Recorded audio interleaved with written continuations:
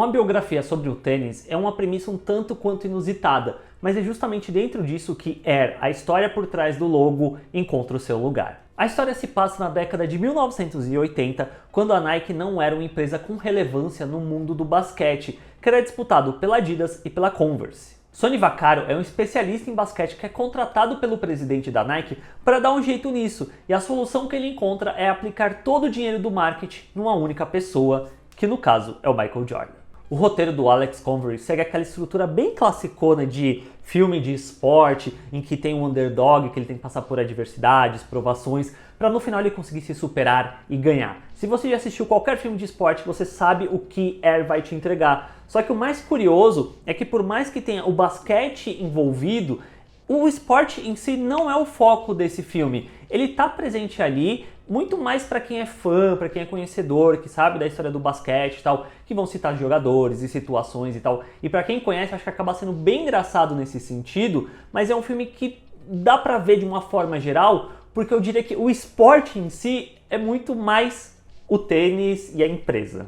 Porque o que acaba movendo o filme é justamente essa missão impossível na qual o Sonny se coloca de alcançar o Jordan, de conseguir o contrato com ele, sendo que a Nike não tinha tanta relevância assim naquele momento, era muito mais algo voltado para tênis de corrida, o Jordan não gostava da Nike, e aí a gente tem que acompanhar essa jornada do Sonny em ir convencendo pessoas dentro da empresa, até mesmo o presidente, o Phil Knight, para aí sim então ele tentar conseguir falar com o Jordan. E isso tudo acaba funcionando muito bem, porque o roteiro é muito bom e o elenco também está muito afiado, porque tem o Matt Damon, o Chris Tucker, o Jason Bateman e o Ben Affleck que tá numa atuação assim impagável, sabe? O Ben Affleck tá muito canastra dentro desse filme. E por consequência o filme funcionou muito pra mim, justamente porque a gente é levado junto nessa jornada que tem momentos muito engraçados, muito divertidos, muito por conta das dinâmicas e interações entre os personagens e também muito pela ironia de você já saber pra onde essa história vai, onde ela vai terminar, mas é legal você acompanhar o processo até chegar nesse final. Inclusive, algumas das sequências mais legais desse filme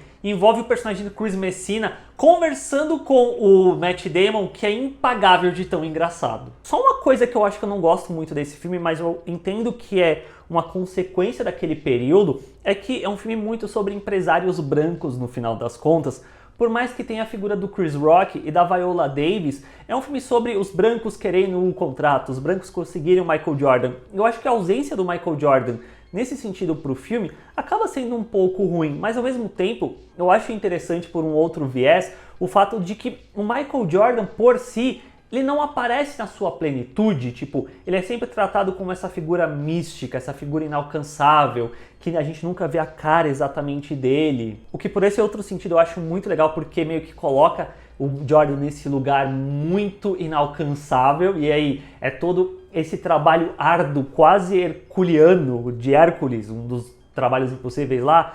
de conseguir o contrato. E aí entra em cena a Viola Davis, que inclusive foi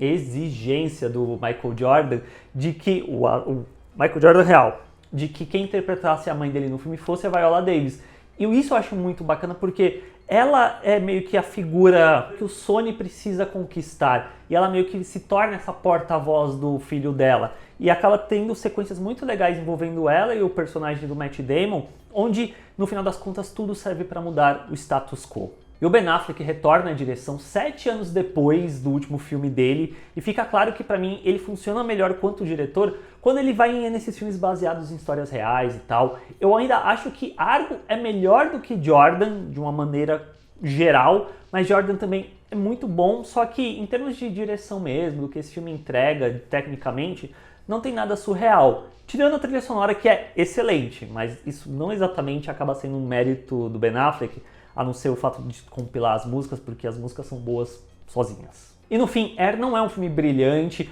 ou que entrega uma biografia que foge do esperado, mas nesse arroz com feijão tão bem feitinho, é onde ele entretém. Eu gostei muito de ver o filme e a forma, tudo como eles criam, o Jordan e tal, porque é um tênis que eu tenho, eu não diria que eu sou sneakerhead, meu Deus do céu, mas eu gosto muito de Jordans e eu só não compro mais porque é extremamente caro hoje em dia. Na época que eu comprei os meus eu já achava caro, mas é muito legal ver a história de como surgiu isso no cinema. Se você for assistir o filme, deixa nos comentários o que você achou, assina o canal para fazer parte aqui da comunidade do Bilheterama e a gente se vê na próxima.